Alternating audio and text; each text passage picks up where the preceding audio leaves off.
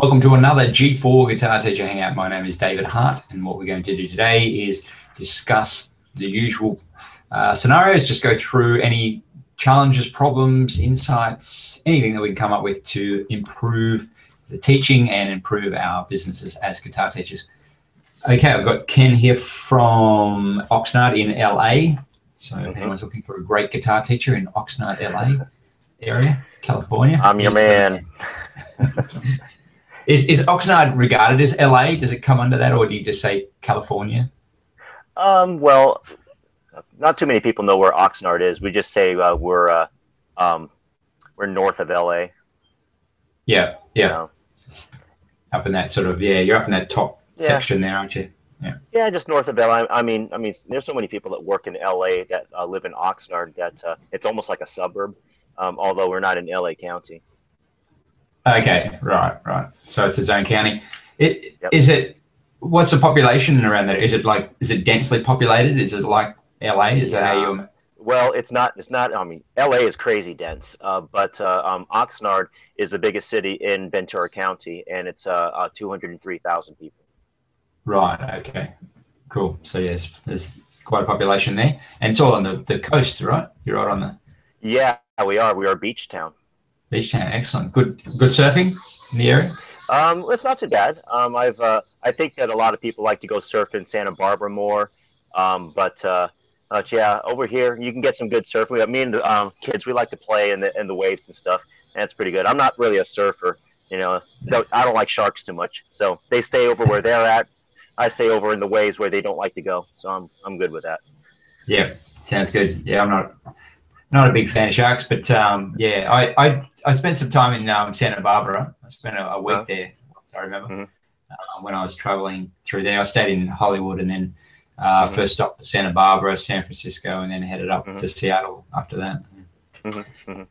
Good memories. All right, so let's dive in. Have you got any questions, topics that you want to talk about today? Well, I have been putting together my current leads sheets as you were calling me. I was printing them up and counting the number of intro lessons that I'm doing right now, and doing pretty good.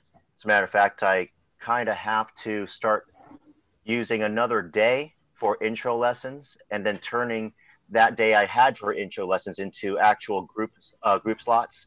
So I'm getting pretty full. So I'm really happy about that. Right now, as of next week, I'll have 1, 2, 3, 4, 5, 6, 7 students in intro lessons.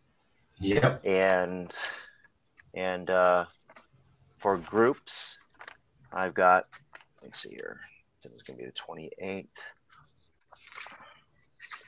For groups, I've got 1, 2, 3, 4, 5, 6, 7, 8, 9, 10, and then 11, 12.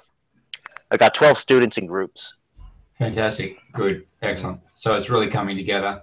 Yeah. You've come out of the box flying. I know you've been working hard, and the growth is there. So you're kind of getting to that stage where it's going to be more of a management issue, getting people into the right groups and it is. As a matter of fact, that kind of brings up one thing that I was dealing with. I have one student that has finished a 5-week intro yesterday, and he's a younger student, and he hasn't had as much practice because our younger students, about 10 minutes of practice each day.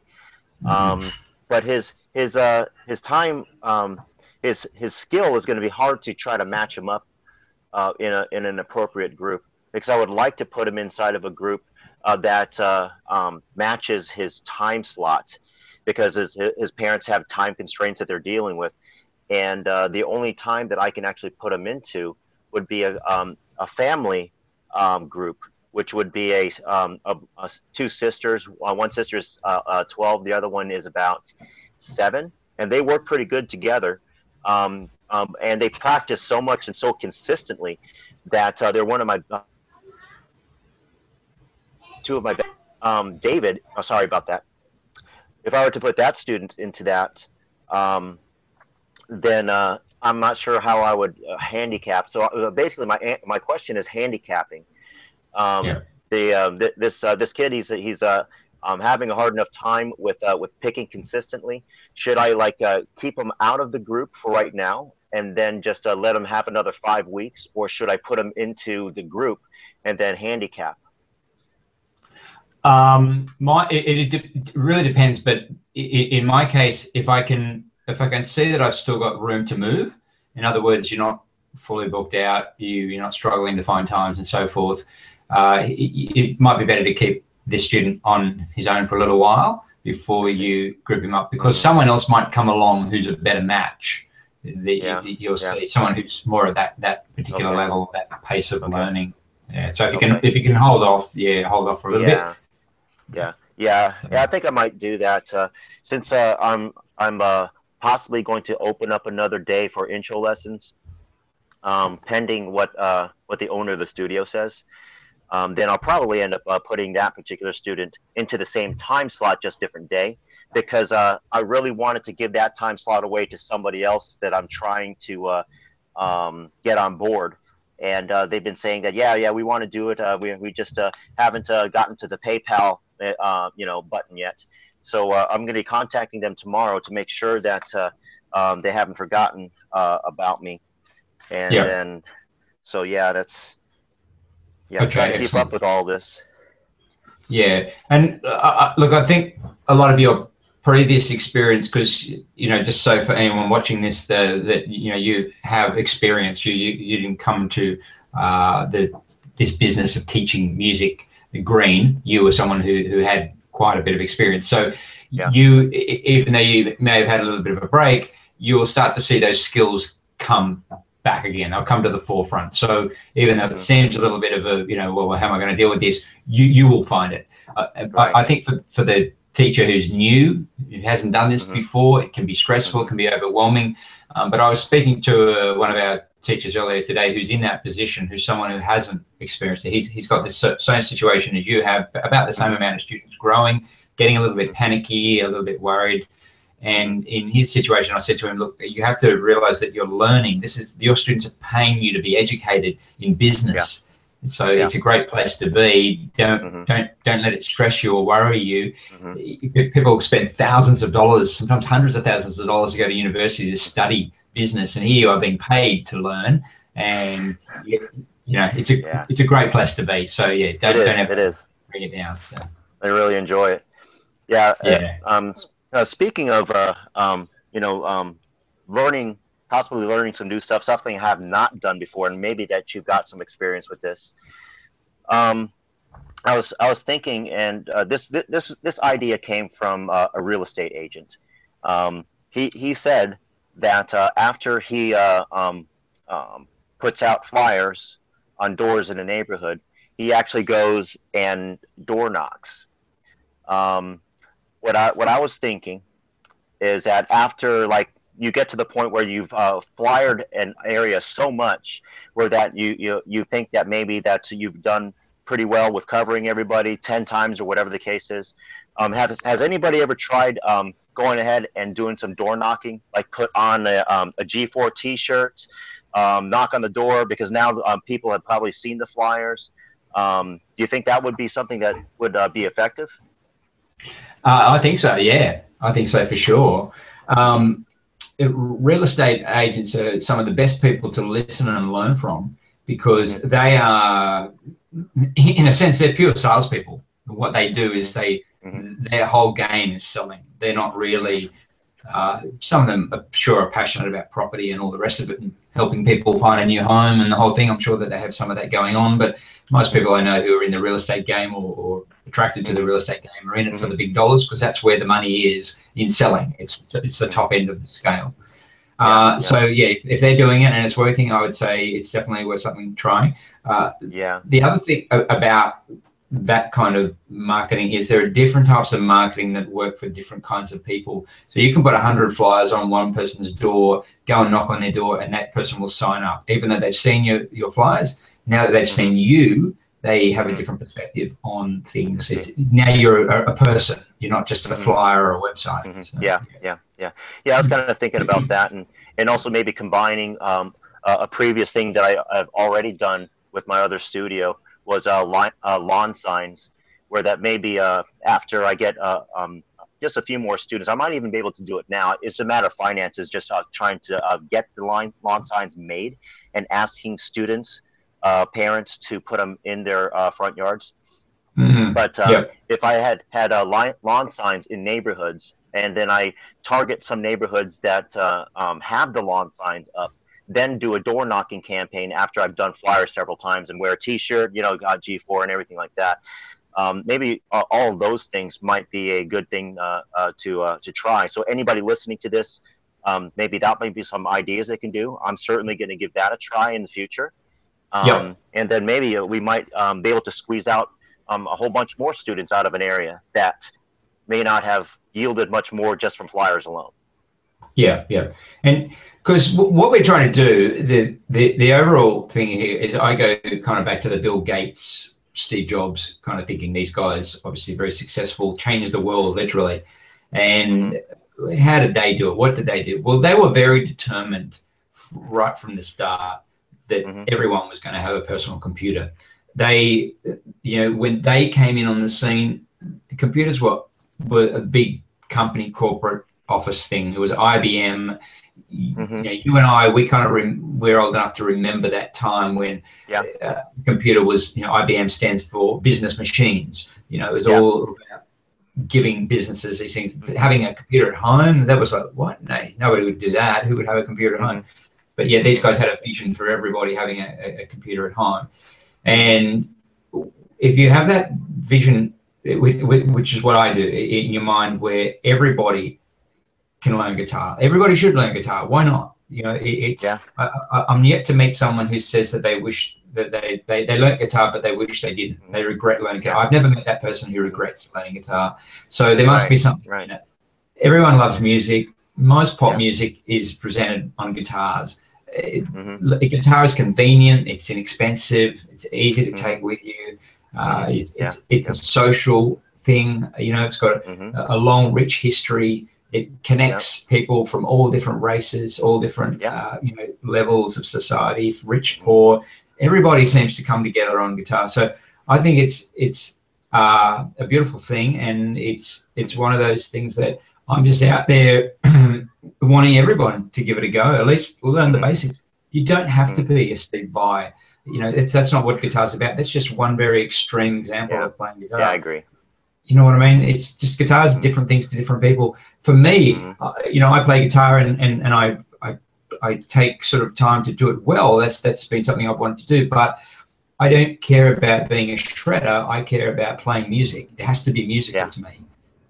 That's the call. I was inspired by bands like Led Zeppelin and Pink Floyd. I wasn't inspired by Steve Vai's and Satriani's, even though I really admire them. They didn't inspire me to become a guitar player or a musician and get into music. So, I was actually inspired by Steve Vai and Joe Satriani, although I wouldn't say that I am a player like that. But I really love those guys. Those guys are who wowed me right when I started guitar. Yeah. And, I've been, anytime they tour Australia, whenever they're in the area, I'll always go and watch them. And and I love their energy and love the way they play, but they weren't the guys who inspired me. And they were, in the sense that was a period of time, because it's really frozen in time because we haven't seen more Vais and Satrianis come through. Those guys you're probably not going to find that anymore. The fact of the matter is that guys like that, the stuff that they play is very intellectually challenging. It really makes you think. It's not easy to listen to, so it's not real commercial. So the last time that you had Joe Satriani being really, really popular was way back when you had Surfing with the Alien, and then everybody was using his music in television shows and movies and stuff like that because it had a commercial type of feel, but not anymore. People don't really want to hear something that they have to really think about, and so you're not going to really see another Steve Vai or Joe Satriani come. At least that's my opinion.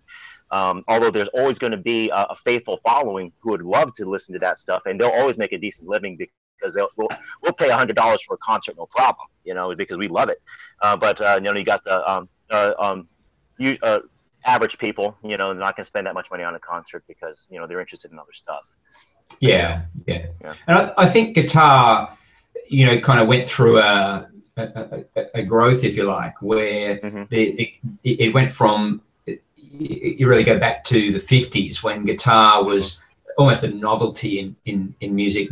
Most of the music around prior to the 1950s was big band. It was Sinatra's and all these kind of people. And then the guitar came in, and then you had, really starting from guys like Chuck Berry and, as far as guitar is concerned, he really did a lot for guitar, Chuck Berry.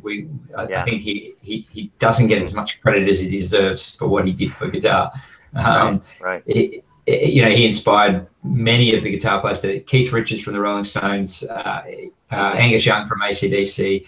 All these guys who inspired the next generation of guitarists were inspired by Keith Richards. Even Eric Clapton was inspired by Chuck Berry. Sorry.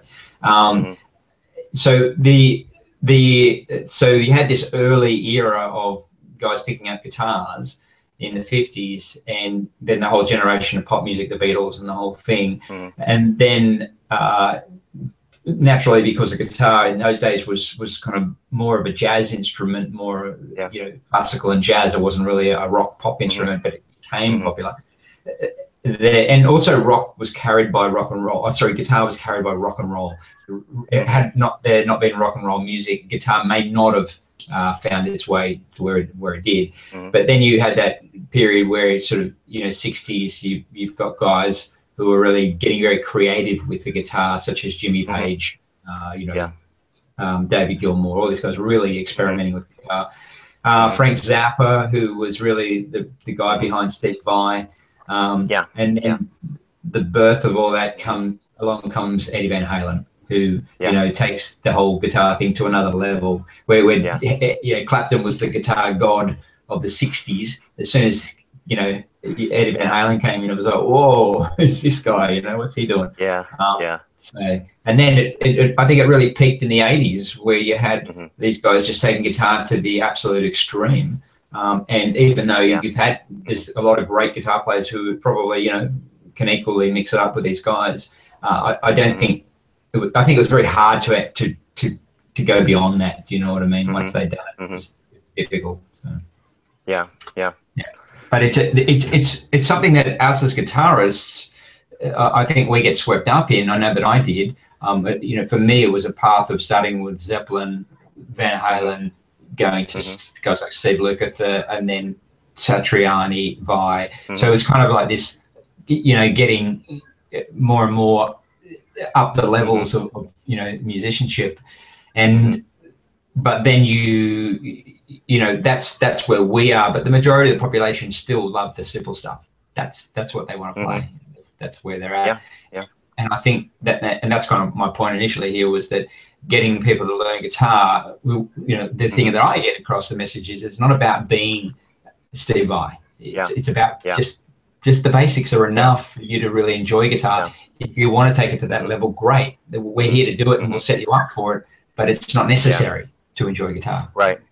Yeah, I agree. Most of my students that come to me, they're not really looking to become a big concert performer. Yesterday, there was this mother and daughter. This is the second lesson that the daughter had. And she was filling out my student contact information sheet, and on there was asking, what are your goals? And then so the mother was asking her, so what is it you want to do with guitar? And then she had a kind of like a blank look on her face, like, I don't know. It's like, do you want to play for friends? Do you want to be a concert performer? How about you want to be a concert performer, don't you? And then her mom is just really pushing this. It's like she wants her daughter to be successful. And then her daughter was just kind of like a blank look. I was like, can I just play for friends first? It's like, I said, don't worry about it. You're not going to put you on the concert stage very first day, okay? And so because she was more interested in just having fun with it. And that's where nearly all my students come from. There's only maybe about one or two that I can think of that might really have the goal of really shredding on the stage. But for most of the time, people they just want to have a little bit of fun, you know, and see if they can actually do it. And that's what I'm all about. You know, I want to see lots of guitar players out there. I want to see everybody have a guitar player, have a guitar, you know, and would I like to see them play well? Of course I would. But you know, you don't necessarily have to be the shredder of the century in order to really love it.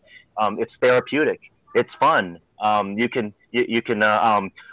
romance your girl with it, and I mean, it's just so much fun that you can do with it. Yeah. So I think everybody should play guitar. Totally. I'll be buried like this in my casket in this position, you know, not like this, but like this with my guitar in my hands. That's how much I love guitar. Yeah. You know, when we consider the amount of time we've spent with our guitars, you know, it's a lot of time. So the guitar has brought us a lot of pleasure, and really, I think you hit the mark there in saying that it's therapeutic, because it is. You know, those moments of getting up on stage and playing, they're great, but it's the day-to-day of the guitar that's really important to me anyway. So really what I'm saying with this in terms of us as teachers and the business of teaching guitar is as I said, if this was just about money, if it's just about selling and turning over dollars sales, I would be in real estate. I wouldn't be doing guitar lessons. I would be doing something else. But what I do, like anyone, I want to do well. I want to have a good income. I want to have a good lifestyle. I want to do the things that I want to do. But what drove me, I go back to my years, especially as a teenager, where I would just sit there for hours with a guitar or on the drums, or, you know, recording, or just so I could just do it for hours and hours and hours. And that was all I wanted to do. But, you know, reality kicks in. You finish high school and you got to get a job. You know, suddenly you're told that you got to go and work. So it was, okay, well, how do I get money? Go and work in a shop. Work in a shop for a while. This is that all I'm thinking about is I just want to get home and play guitar or jam with my friends. And so you go, how can I do that? And so then the next step is, well, what if I teach? You know, then I can actually get paid to do it. So so you sort of I moved into that slowly, and then it grows out of that to where, okay, well, now I need to run a business here to make this work. Otherwise, I'm going to be scrimping for money all the time. So that's really how it evolved. And I think for many guitar teachers, that's how it initially starts off. And if we can help, you know, I think we can help all different types of guitarists. So in other words, we can help those people who want to be able to play a guitar to support their singing and songwriting, let's say, which is a lot of guitar players these days, especially those inspired by these, you know, TV shows. Or the guitarist who wants to be the serious shredder, you know, give them the right foundations and the right technique, and also help build their confidence and let them know that it's 10 years before you'll be playing with those kind of guys. You know what I mean? Just the different types of players that if we can satisfy and keep that open mind, then you're going to see a lot more students available to you. And what we're really talking about here is the marketing side of the business, as you sort of opened in the beginning, is how to get more students. And really everybody you meet is a potential student. And the more that you can see that, you just got to say, well, what kind of student are you? What kind of guitar player are you? I don't play guitar. Yeah, I know you don't play guitar now, but what kind of guitar player are you? What would you be if you could be? Oh, well, I'd like to be a Hendrix, or I'd like to be a Clapton, or I want to be Orianthi, you know, whoever you want to be, yeah, you can choose. So in terms of growing and expanding your business, I think, you know, this is really what I keep coming back to with my own business, what I did. And that is that, you know, I had my own music school teaching all different instruments for a long time, and that was fine. But it wasn't until I started G4 that I really brought together all the lessons and everything that I learned into one place and just focusing on guitar. And the main difference that I had there was that I think because I was surrounded by musicians all the time, that I'd really, you know, convinced myself that everybody wants to play guitar. It just seemed that because obviously, you know, you do it for years, it seems that way. I know probably not everyone does want to. There's probably 2 or 3 people out there in the world who don't want to. But the fact is that I just thought everyone did. And it still happens to me all the time. As soon as I tell people what I do, they go, oh, you teach guitar. You know, I've always wanted to learn guitar. You know, and it's always, yeah, I know you have. Everyone does. But it's always that conversation, you know, it comes up all the time whenever you mention. And a lot of people might just be amusing you or trying to make small talk. But, you know, when someone says that they're a, you know, a mechanic, I don't say, oh, I've always wanted to work on cars, you know. I say, oh, that's great. Excellent. Good on you. But yeah, when you say you teach guitar, that, oh, I've always wanted to play guitar, it comes up a lot. Right. So I think just sparking the conversation and in that moment, often what you find, what I've found anyway, is that about half of them are serious, the other half are not, the other half are just saying it. But out of the half that are serious, about a half of them would consider lessons, and I'm just pulling rough numbers here, would consider actually paying for lessons. And of those, about half of them, which we're probably down to about 10% now, will be ready to go, will sign up. So really, if you talk to 10 people about guitar lessons, one will sign up. That's what I find. I can say that's a pretty good number. Yeah, that is a pretty good number, because you know, you go into a neighborhood and start knocking on doors. I mean, every 10th door, you might have somebody who's actually ready to sign up. That's, I guess the thing is that it's whether or not that you want to put yourself into that position, which is an intimidating position, to knock on somebody's door. It's not real easy to do. As a matter of fact, I would say that maybe only a handful of the G4 teachers would consider that. Not just trying to say that I know what they're thinking or what they're ready to do, but I know that knocking on somebody's door is never easy. You know, you know, I mean, I knock on doors for religious reasons, because I'm trying to invite people to church. So I don't have a problem with it. So that's why that I'm kind of open to the idea.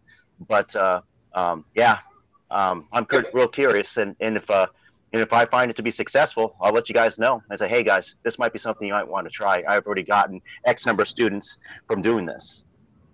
Look, I have no doubt it works. Jehovah's Witnesses, the Mormons. Right. You know, they do it a lot. Yeah, I'm not one of those, but not to try to put anybody down. But I'm not Jehovah's Witness or Mormon. I'm a Baptist. So and I find that you know, it's you know, it's not easy to do, but I can do it. You're going to get a lot of rejection, and you're going to you will. You know, occasionally someone might even you know, get very angry and annoyed at you for not being on there. Oh yeah, absolutely. I get people annoyed just for me handing them a flyer when they're like washing their car or whatever. I say, can I give you an advertisement? And then the guy gets that look on his face like, oh my goodness, I can't believe you inconvenienced me to put my hand out in front of me to take this flyer from you. Oh, get out of my face. It's that attitude. It's like, you got to be kidding me. It's just an advertisement, you know? Yeah.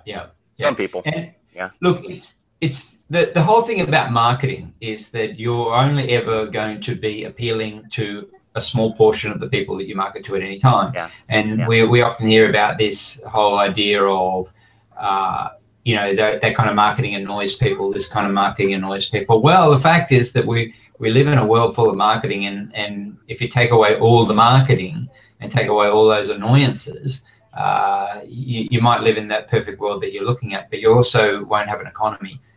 Nothing will be happening, nothing will be moving.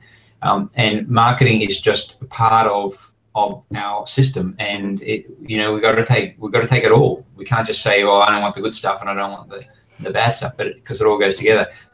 But marketing is about finding the people. That what you're doing is you're trying to find the people who are interested in what you want. When you go fishing, you know, you put the bait on. Most of the fish are just going to fly by and not be interested in your bait, but certain fish will go, yeah, that's what I like, and they'll jump on your hook. So what you're doing with your marketing is you're sending out invitations and asking people, are they interested? And that's really the purpose of marketing. If knocking on doors is a way of doing it, then I wouldn't have any problem with recommending it. It's not something that I ever did, but it's not something that I would not endorse either, because I know it works. The examples of people who are successful in most areas of business and most areas of life are those ones who are willing to do the things that others are not willing to do. And that's the flyers come under that category. Most guitar teachers are not willing to do the flyers. And when I talk to a guitar teacher or any music teacher for that matter, and I say, when was the last time you got a flyer from a music teacher in your letterbox or your mailbox or on your door? Yeah. Oh, I can't remember ever getting one. Exactly, because they don't want to do it. So that's why I do it, and it works. And I remember one time someone saying, "Don't tell anyone. You can build a whole chain of schools and be your secret." And I said, "Look, even if I tell people to do it, they still won't do it." Exactly. I've been bloating this for years, and there's a show, and I just mentioned it in the other hangout, called in Australia, and you might be able to look it up on YouTube. You might find it. Generally, you can find these shows, but it's called the Gruen Transfer. Gruen spelled Gruen, and it's what it is. It's a marketing show. It's all about marketing, and it's a fantastic show. What they do is they bring a panel of those kind of panel shows where they have 4 or 5 guys on the panel. They have the guy who's sort of in the middle of the compare, and then they have 4 other people who kind of all put in, and these 4 other people are all experts in marketing. And one of the guys on there, I've read his book, and fantastic book. I think it's called The Advertising Effect, something like that, but a great book full of great ideas. And anyway, he's a top marketing expert, and he did just quickly, is that he did a marketing campaign in Australia, which was the most successful campaign I think that we've ever had in this respect for tourism, and it was called The Greatest Job on Earth. And what he did is in one of the islands is that they created a job for 6 months for anyone who could enter the competition. I think they had to fill out a form or do a video. That's right, they had to do a video, and you can look this up on YouTube, The Greatest Job of All. And basically what they do is go 6 months on an island working, for the tourism and all that sort of thing. And so what it was is people in Europe and in America, whatever, could enter this competition and possibly win 6 months paid holiday on the island. So they got a job, but it's all mocked up really for the TV show. And it's like kind of like the reverse of Survivor.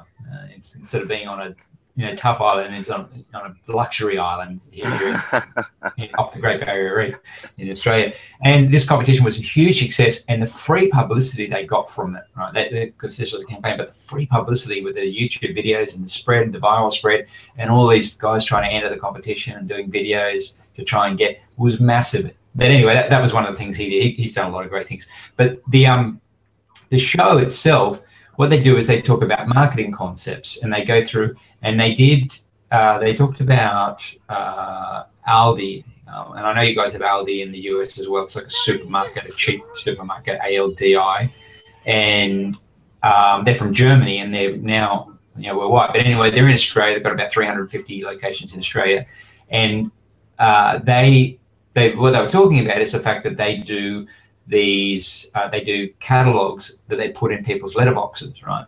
And how they're quite expensive to produce, but yet they're still the most powerful form of marketing amongst supermarkets and stores. I don't know if you in the US, do the big stores still do catalogs in your? Well, they send out newspaper advertisements in the mailboxes and stuff. Okay, cool. So they put like a catalog in a newspaper or something of that. Yeah, well, kind of like that. It's like if you get the Sunday paper, then a whole bunch of ads come with it, and the local grocery stores are always in there. Sometimes they're not even part of the newspaper. It's just like they've paid, X amount of money to have it, stuck into people's mailboxes. So yeah, you always get that stuff. Yeah. And here we live in the digital age where people can go to those websites, get all the same coupons, get all the same information, more up to date, etc. But yet they keep producing these catalogs, and at great expense often as well. And as they said, it's just because it has an advantage. People, when they have something real in their hand, they'll look at it while they're sitting down on the lounge. We're still getting on a computer. It's still an effort, right? We're still, and there's sort of kind of this mindset of a computer is a bit of a trap. Once we get on there, we end up going off on surfing 25 different websites that we didn't want to.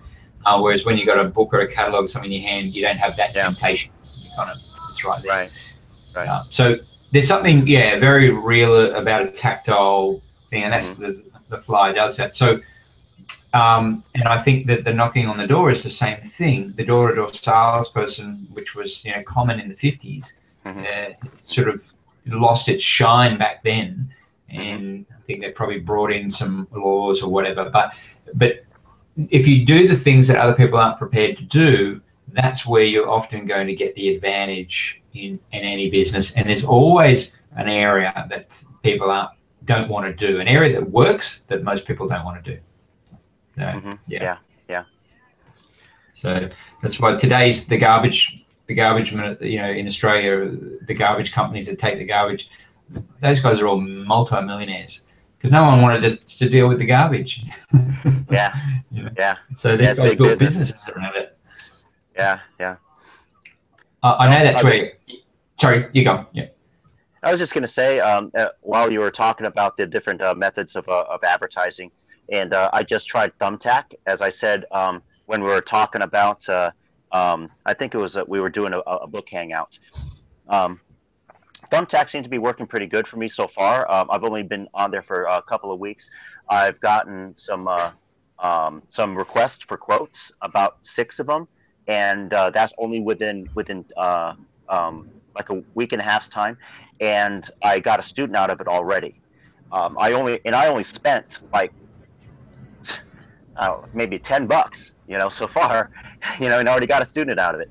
So Thumbtack seems to be working pretty good, at least for me. I know it's not going to work out for everybody, but anybody listening to it, look into it. Thumbtack might be something good to try. You're not spending hardly any money. Yeah, it's like maybe $4 per quote that you send out, and if the person doesn't look at your quote, Thumbtack will actually refund you the money for the quote.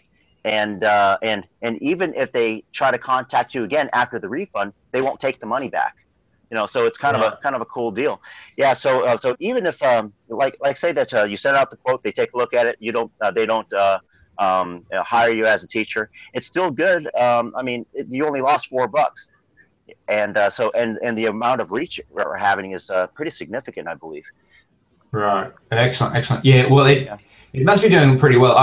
I'd be interested to know how well the company's doing, because with these ideas, when they're really working and taking off, it's like the Uber, Airbnb stories. If something's really working, you can see the company, and that's often a good sign that it's a good platform. So I'd be interested to know. And I'm hearing lots of good comments. A few guys are not having success with it, but it really depends. It's the same with anything. There are some guys who are not having a great success with the flyers as well, but there are only a few of them. Most of the others are doing really well with them. So I think it just really depends. Just to sort of continue on a little bit with the marketing, because this is an area that I think we're sort of digging down in a lot lately, where marketing is kind of the big conversation, and I think that we have to remember internal marketing as well as external marketing. And there seems to of late, especially when you're starting out, most of your marketing is external. But internal marketing, I'm talking about referrals, of course, but it's all that educating the people who are already your loyal students, who are turning up each week, and especially your newer students who are trying to decide whether or not what you're doing is for them. Because if you think about it from any perspective, I can think about it with you, Ken. I can go, all right, could I spend this hour now going off and doing some more marketing and looking for new G4 members, or can I spend this hour with you, shoring you up, making sure that you succeed? Which is going to be a better investment? Spending the time with you is actually the better investment. And because I might think, well, I'm going to miss out on spending time on more marketing, getting more clients. But if I give you the everything you need and give you more attention and more of my time, then you're going to do better, quicker. You're going to stay longer, and you're also going to tell people more, and you're going to become an example of my success as a coach, if you like, or as an organization, as a business. And so when you're working with students, I think I know you know this, and I'm really just saying it for the sake of adding to the conversation. Right. But it's one of those things where we can always be marketing internally, where we should be spending more time marketing internally and not worrying so much about the external marketing, especially as you start to grow. Look at whether your students are spreading the word about you, whether they're referring you. These are all signs of how well you're internally marketing. Mm-hmm, mm-hmm. Yeah. So I would, let's just say you got about 20 students now, right? So let's just say that there are two ways to, just as an example, there are two ways to look at this. One is we could say, all right, what's it going to take? How much effort is it going to take to get 20 more students? So let me ask you that. How much time and marketing do you think you're going to need to spend? Can you give me any kind of numbers to get another? Yeah, I can. For me and my partner to put out flyers together, we do like about 500 in a day, 2 days, 1,000 flyers. So let's just take the lower end of that we put out. Let's see, 500 a day. That's 2,000 a week. 2,000 a week, and that's 2 students. So 2 students a week. That's 10 weeks. Yeah. Yep. Yeah, about 10 weeks. Yeah, and then there was a somewhat of a dry spell for a little bit, but then all of a sudden I had like 5 students start up all at once. It was like the numbers even out. Yeah. Yep. Excellent. Mm-hmm. So it's going to take 10 weeks of work, and we're talking a couple of hours a day each day, or? Yeah, a couple hours, maybe a little bit longer, maybe a little less. It's I don't kill myself to put out these flyers. I just stay consistent. Okay, cool. All right. Mm-hmm. So if we look at it, we just say 10 hours a week. There's 100 hours, right? Let's just put it as a number. 100 hours to get the next 20 students. That 100 hours, and I'm not asking you to do this, but just as an exercise, that 100 hours invested into your current 20 students would be hugely valuable to them, and especially if it's doing workshops, jam sessions. Anything that can help them go into their homes and helping them set up their practice rooms, producing more material for them, whatever you can extra. But yet, here's the interesting thing. It surprises me how many teachers, resent having to do extra things for their students, who resent giving that extra time for the people who are already there, that could turn out to be long-term students. So just and you don't have to put 100 hours into them over the next 3 months, but just by putting some of that time into them or giving them something extra, then you're going to shore them up for a lot longer period. Yeah. So maybe I should make some phone calls to my students' parents and talk with them and say, well, how things are going. Is little Susie as just a fictitious name to throw out there? To how is she doing? How is his practice doing? And then just kind of get a pulse onto it as a starting point, and then maybe later on we'll find out that little Susie's guitar string broke or something like that. And exactly. Like, well, you know what? Maybe we can spend a little bit of time outside of class, and I can show her how to change a string. Don't worry about paying me for anything. I'm just gonna just do it. So. So how about a Saturday at such and such time? And then they say, yeah, come on over. So I think that's a great idea. I mean, I've never really thought about that. It is kind of ridiculous that the people who are actually paying us, that we don't really invest much time into it. I mean, it's kind of I don't know, kind of self-serving. I mean, it's like, we're not really valuing our students if we're not investing in our students. I mean, those are the ones who actually came and paid for lessons. They're the ones. And so if you spend more time with them, then they're going to really like you and then refer you. And then you might meet maybe some of their friends because you're coming over to change a string. Now your friend wants to come see. Now, brilliant. I might start doing that. Certainly making phone calls. Probably the first thing I'm going to do is make phone calls and see how everybody's doing. That might even prevent some people from leaving. So it will. I guarantee you. I guarantee you that even the best of teachers will have about 10% of their students who are probably on the edge of dropping out right now. Right, and that one phone call can make all the difference. And that one phone call will take you, 15, 20 minutes maybe of talking and whatever. It sure beats walking the streets for 4 or 5 hours. It's very, very quick and easy. I think I might do that. I think that maybe going out 4 days a week for flyers would be okay. And maybe that one other day I'll spend the morning hours just making some phone calls and getting an idea of like who's home and who's not, and then maybe I can expand that out for another session of making phone calls later on in the evening, and then that way that I can just really get to know some parents outside of lesson time. I mean, most of the time I don't have time to be talking to them really. It's time for the next lesson, And that's your cue in when you ring them. Just say, the group lessons, the nature of them is that, I don't have a lot of time to talk to you, so I'm just giving you a call at home. Just want to, touch base with you, and which I'll do every now and again, and just see if everything's going okay at home, how the practice is going for you, and they really appreciate it. Some of them are just going to be over the moon. And I'm like, wow, that's great. He didn't have to do that. This is in his own time, and he's calling me. Because it's something that they don't think that they're paying for. They don't think they're paying for that follow-up call, and here you are making that call and giving them. Sometimes you'll sit on the phone for half an hour with them. But see, the way to think about it is that your first round of students, your first 20 students, and I can go back to, I've got a couple of students, but there's one student I call, as an example, I did a video on it called the $50,000 student, and this one student, when he joined, his father was a skeptic. He was like, oh yeah, what's this all about? I don't know if, blah, blah, blah, blah. And the kid was about 7 at the time. And anyway, so I sort of talked to the father, and what I did is I spent some time with the father, because this was when I was just beginning, because you're beginning now, so you have more time available to you. As you get busy, you're going to have less time to spend with these people.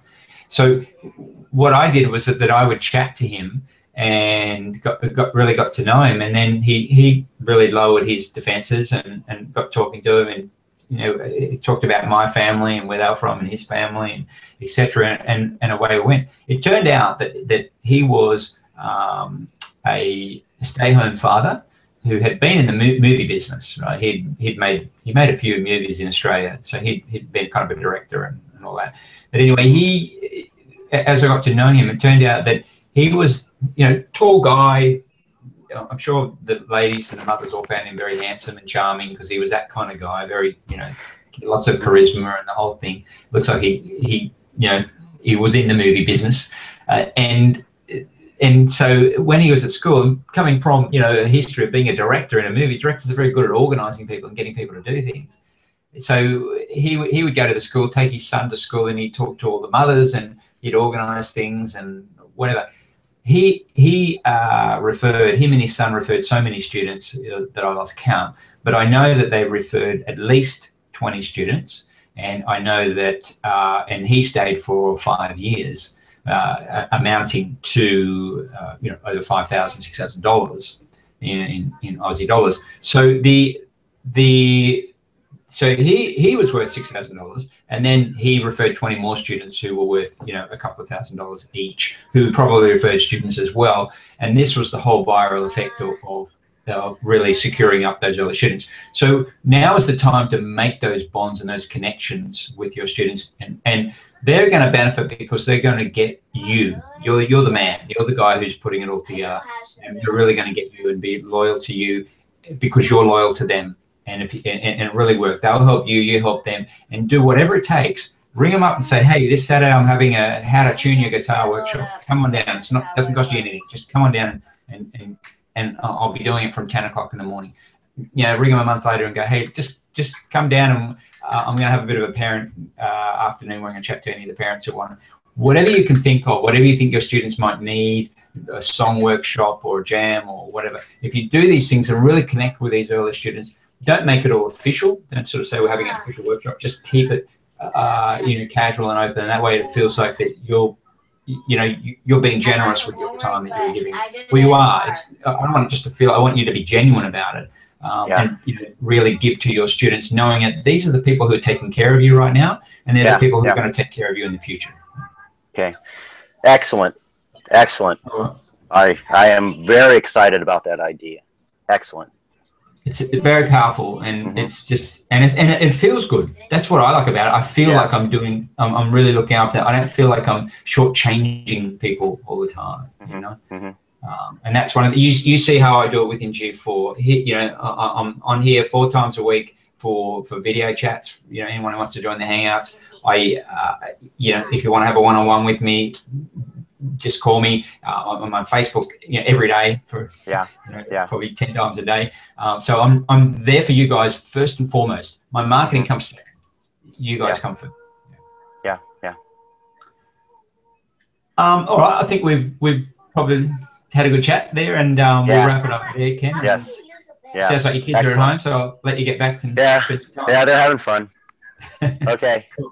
All right. Thanks, Ken. Take care. Thanks a lot. You too. See you. Bye.